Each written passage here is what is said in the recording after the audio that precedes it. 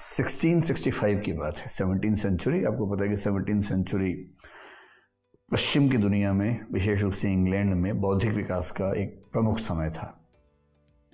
17th century में जो 2-3 लोग बहुत प्रसिद्ध हुए, उनमें से एक व्यक्ति का नाम था आइजैक न्यूटन। और न्यूटन उस समय इंग्लैंड में ही जो सेकेंड ओल्डेस्ट यूनिवर्सिटी उनकी है, कैम्ब्रिज, जो कि लंदन का ही एक इलाका है, वहाँ एक कॉलेज था, ट्रिनिटी कॉलेज, जो आज भी है। अमर्त्य सेन भी उस कॉलेज से जुड़े हुए रहे हैं। वहाँ पढ़ा करते थे, स्टूडेंट थे, मेरे ख्याल से 22-23 साल के थे उस समय।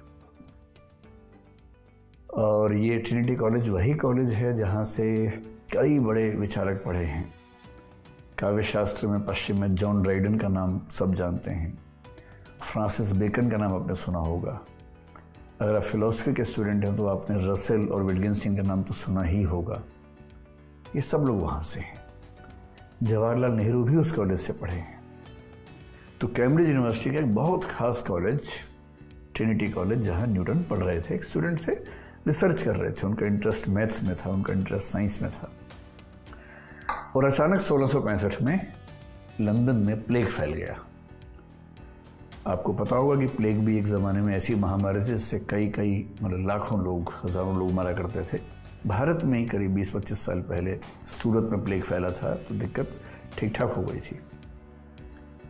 तो जब प्लेग फैल गया तो उस समय तक तो बहुत अंदाज़ा नहीं था, साइंस का डेवलपमेंट वैसा नहीं था कि बीमारी क्यों हुई, कौन सा बैक्टीरिया है, कैसे ठीक करें।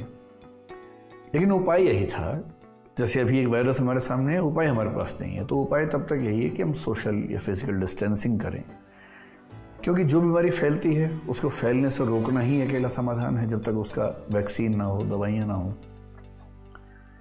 तो न्यूटन को समझ में आ गया कि इस समय लंदन में रहना रिस्की है। और सही समझ में आ गया, क्योंकि लंदन में 1/4 आबादी मर गई थी उस समय प्लेग से। तो सही समय पर न्यूटन वहाँ से निकले और अपने घर चले गए, जो वहाँ से मेरे ख्याल से 100-200 किलोमीटर दूर था। संयोग ऐसा बना कि करीब 1 साल तक उनको एकदम अकेले रहना पड़ा अपने घर में। एकदम अकेले, यानी एकदम अकेले, कोई नहीं था वहाँ पर।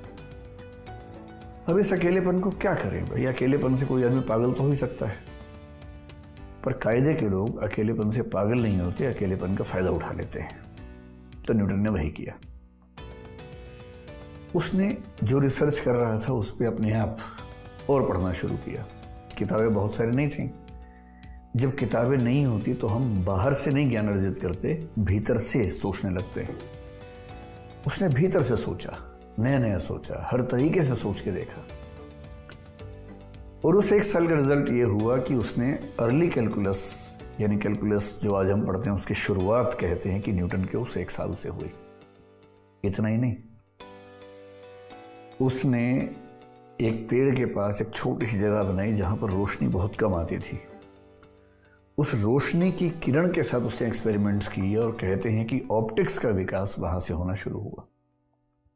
और सबसे रोचक बात, आपने सुना होगा कि एक बार न्यूटन ने सेब के पेड़ से सेब को नीचे गिरते हुए देखा और वो चौंक गया कि ये सेब नीचे ही क्यों गिरा, ऊपर क्यों नहीं गया। और यहीं से ग्रेविटी यानी गुरुत्वाकर्षण के सिद्धांत की शुरुआत हुई। वो जो सेब का पेड़ था वो भी उसके उसी घर में, बेडरूम में, खिड़की के सामने था, जहां उसने 1665 से 1666 तक का 1 साल गुजारा था। उसी कमरे में बैठे हुए जब उसने पेड़ से सेब को गिरते हुए देखा, तभी वो सवाल कौन था कि ये सेब नीचे क्यों गिरा। लंदन में भी सेब गिर ही रहे थे जब वो था, सब कुछ गिरता था, फूल भी गिरते थे और भी फल गिरते थे, पर नजर नहीं जा रही थी। हमारी नजर जब हम अकेले होते हैं तब उन चीजों पर जानी शुरू होती है जिन पर सामान्यता नहीं जाती है। और उस एक सेब तो हमेशा से गिरते रहे हैं, हर देश में, हर इलाके में गिरे हैं। और उस सेब ने गिरते गिरते न्यूटन के मन में एक बात बैठा दी कि सोचो कि मैं नीचे ही क्यों गया। और यहां से वो महान सिद्धांत पैदा हुआ, गुरुत्वाकर्षण का सिद्धांत, जिस सिद्धांत ने हमारी विज्ञान के इतिहास की दुनिया को बदल दिया।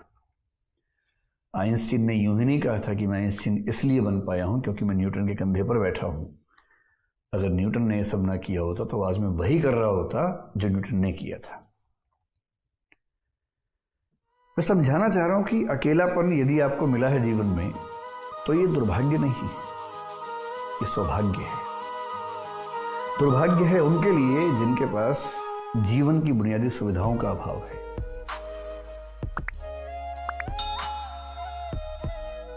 लाइक और शेयर ठोक दीजिए, महाकाल का लाइक और शेयर ठोक दीजिए।